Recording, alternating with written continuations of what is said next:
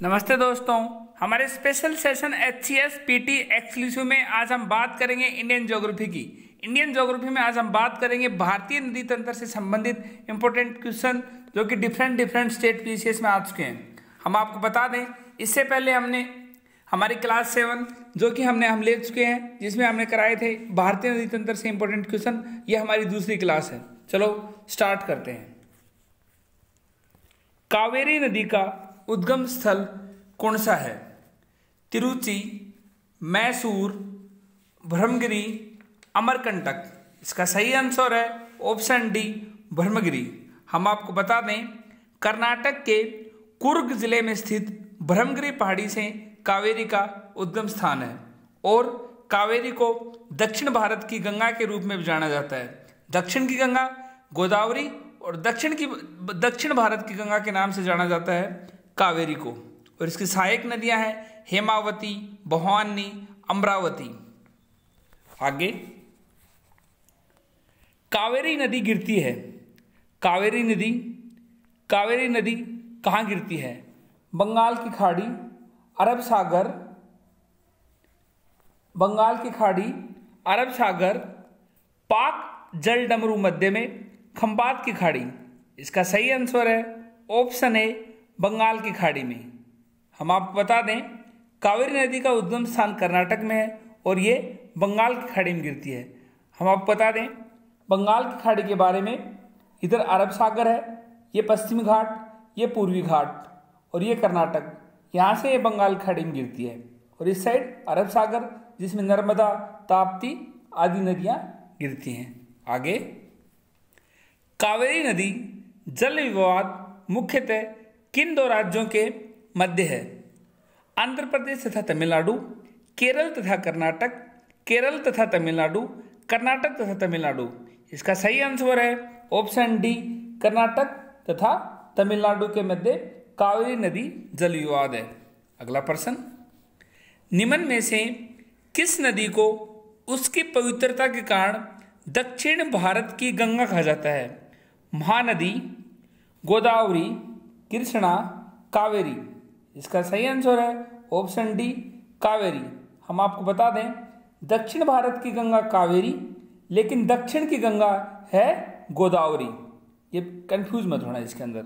दक्षिण भारत की गंगा कावेरी और दक्षिण की गंगा गोदावरी। आगे, अगले प्रश्न, विश्व की वृहत्तम डेल्टा निर्मित होता है, यानी कि वर्ल्ड में सबसे ज्यादा डेल्टा निर्मित कौन सी नदी करती हैं? गंगा और ब्रह्मपुत्र, मिसिसिपी मिसौरी द्वारा जो कि अमेरिका की नदियां हैं, यांगसी कियांग जो कि चाइना में, होंगांग भी चाइना क्षेत्र में। इसका सही आंसर है ऑप्शन ए, गंगा और ब्रह्मपुत्र द्वारा सबसे अधिक डेल्टा का निर्माण होता है। अगला प्रश्न, कौन सी नदी भ्रंश द्रोणी से होकर बहती है? भ्रंश द्रोणी को हम कहते हैं रिफ्ट वैली।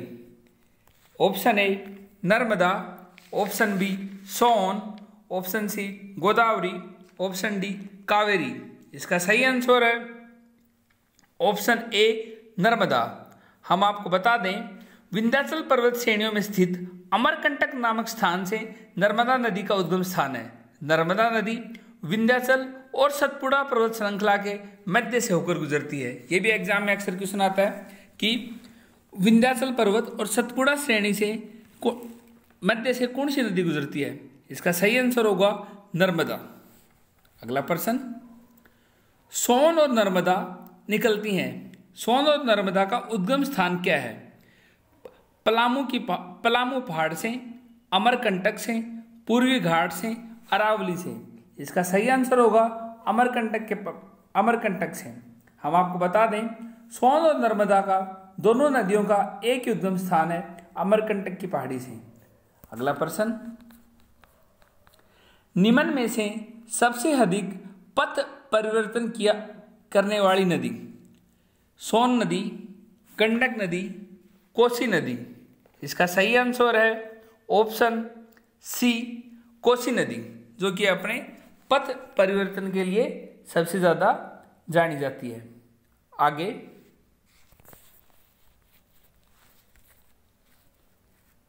निम्नलिखित में वह नदी जो विफ्रेंस घाटी यानी रिफ्ट वैली से होकर बहती है। गोदावरी, नर्मदा, कृष्णा, महानदी। इसका सही आंसर है ऑप्शन बी, नर्मदा। हमने आपको बताया था कि नर्मदा सतपुड़ा, विंध्य श्रेणी और सतपुड़ा श्रेणी के मध्य से रिफ्ट वैली में से होके ये अरब सागर में गिरती है। ये भी एग्जाम में अक्सर क्वेश्चन आता है। हमने बताया था अभी आपको कि विंध्याचल और सतपुड़ा के मध्य से बहने वाली नदी का नाम क्या है? इसका नाम है नर्मदा। अगला प्रश्न, प्रायद्वीपीय भारत की सबसे बड़ी नदी कौन सी है? इसका सही आंसर है ऑप्शन बी, गोदावरी, जिसे हम दक्षिण की गंगा कहते हैं।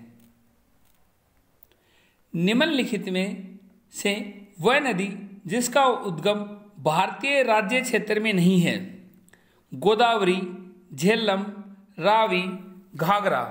इसका सही आंसर है ऑप्शन डी, घाघरा। हम आपको बता दें, घाघरा नदी का उद्गम स्थल नेपाल में तालकोट से 37 किलोमीटर उत्तर पश्चिम में मफसूतुंग हिमानी से होता है। घाघरा और घग्गर दो नदियां हैं, इसे बिल्कुल कंफ्यूज मत होना। घाघरा नदी जिसका उद्गम स्थान नेपाल में है, वहीं घग्गर नदी जो कि शिवालिक श्रेणी से निकलने वाली और सतलुज यमुना नदियों के मैदानों में बहने वाली एकमात्र 12मासी नदी है। ये हिमाचल प्रदेश के शिमला जिले में डगसाई नामक स्थान से 1927 मीटर की ऊंचाई से निकलती है और ये इसका क्षेत्र हरियाणा के मैदानी क्षेत्रों में बहती है। और घाघरा नदी जो कि जिसका उद्गम नेपाल में है, ये गंगा की सहायक नदी है। इसलिए घाघरा और घग्गर में कंफ्यूज मत होना। अगला प्रश्न, निम्नलिखित में से कौन सी नदी कृष्णा नदी की सहायक नहीं है? तुंगभद्रा, मालप्रभा, घाटप्रभा। इसका सही आंसर है ऑप्शन डी, अमरावती। हम आपको बता दें, अमरावती कावेरी नदी की सहायक नदी है और कावेरी नदी का उद्गम कर्नाटक के कुर्ग जिले में स्थित ब्रह्मगिरी पहाड़ियों से है। अगला प्रश्न, भारत में डेल्टा बनाने वाली नदियां: गंगा, महानदी, नर्मदा, कृष्णा, गंगा, तापी, कावेरी, गंगा, महानदी, नर्मदा, तापी, कृष्णा। इसका सही आंसर है ऑप्शन डी, कावेरी, गंगा, महानदी।